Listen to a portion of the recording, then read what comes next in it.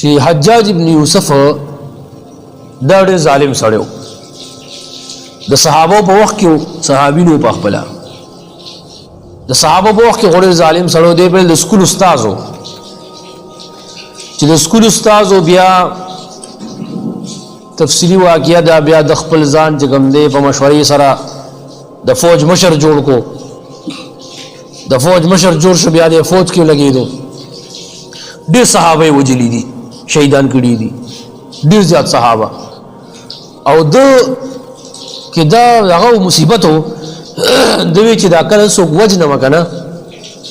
او زه دا سر واما یې په توره په دې خېټه کې واما مثال او د لته ټکایو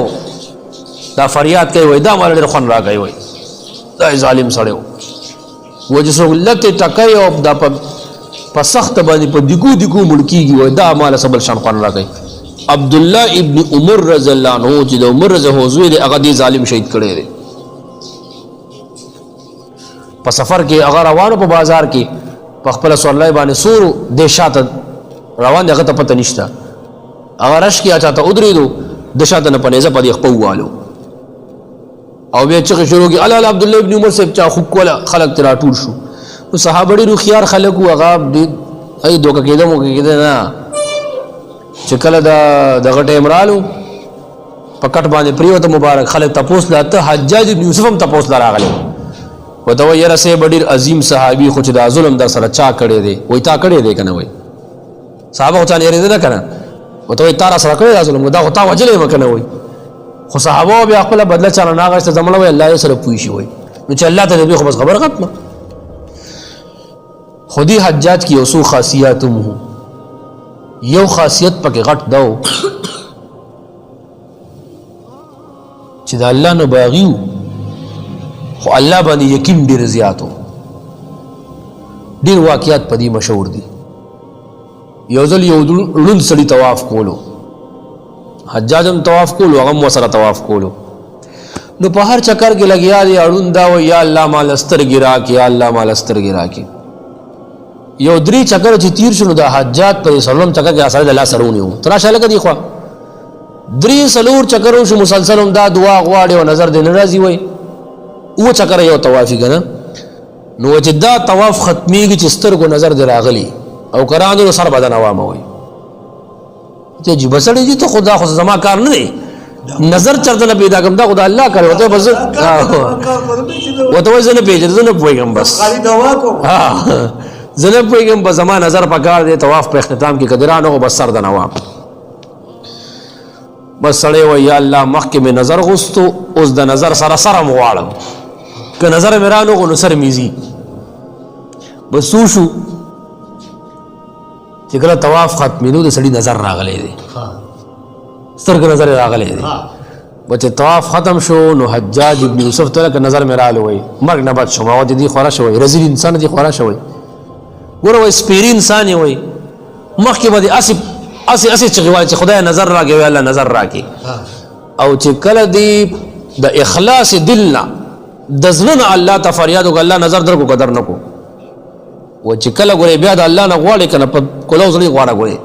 لکه موږ چې مونږ یا الله ما وبخي زما مور او پلار وبخي نه نیکو بخي استادانو بخي دوستانو استادانو بخي فلاني ډنګلي ځان قبليږي خدایات ساتي رټکړي می دا نه قبليږي دا به اس کلم قبول نشي دایات ساتي ځکه په دې کې اخلاص نشته او کله ته منځو کې یو انداسه دعا کې د الله تعریف وکا د دوه جهان سردار صلی الله علیه وسلم باندې درود شریف وایا بیا په اخلاص سره یا الله زما مور پلار په ما ډېر احسانات دي خدایا ته مغفرت نصیب کړي او بیا خشته دعاګانو کو بیا پسې درود شریف وایا ته ګور چې دا قبليږي کنه قبليږي نو دزنه د ته نه د الله نه ارس غوا د الله رسول فرمایي د انسان هر دعا قبليږي نو دغه دا خاصیاتو یو ځل مور وته وای چې زویا تک ارسو مظالم خو زما خو زوی کنه ز پتا ډیره خپکیږم چې تبا پورز د قیامت جهنم ته ځکه صحابه دی وجلی نو دی وته موري په دې دنیا کې تانه زه تاسو کوما ته دا برداشت کولې شي چې ما ته څه تکلیف ورسیږي یا د تنور والا مثال ما دې څوک په تنور کې واچې زه څومره ظالم مو استاد وی مګنه ته دا برداشت کولې شي وای او ته زسنګ ته کار څومره ظالم شي خو زماز وی زه باندې سختی نشم برداشت کولی. نو ورته وایي چې ته د دومره ظلم باوجود په ما سختی نشي برداشت کولی، نو زما رب تا نه یو په څو چنده ما سره زیاته مینه کوي او ما څنګه جهنم ته غورځوي. دا د یو خپل سوچ و، خو لکه الله باندې یقین که نه، الله باندې یقین ډېر زیات و. یو ځل حجاج په سفر باندې وتی و، په سفر باندې وتی و، بس بادشاه فوجانو ته وی تاسو دلته کښېنئ، یو ځل لږ باره سه چکر داسې وم یا لږ بار به کښېنم او دسمات یې وکړم. بس سړی لاره ته خطا شو، بس غیب شو، لاره ته خطا شو، غیب شو، ګرځي ګرځي ګرځي، بس یو جومپړی غوندې و، یخني و، بس کې یو سړی و، هغه والا بس په مخه ورغلو، بس یخني و، بس رادن نه کړو خپلې جومپړی ته، ګرم ګرم پایم پې وسکول، اور ته هم کېنولو، سړی ګرم کو، سړی ګرم کو، نو زه خو هغه نه پېژنم چې دا څوک دی که نه. نو بیا ورته وایي مېلمه ته ځي چېرته، ورته وایي بس ته اوس نور پرېږده، بس ما ته لار سیده کا، او چې کله دې څه ضرورت پیښ شي که نه او مکې ته رالې، نو د حجاج ابن یوسف تپوس وکړه، زه به دې مدد کوم.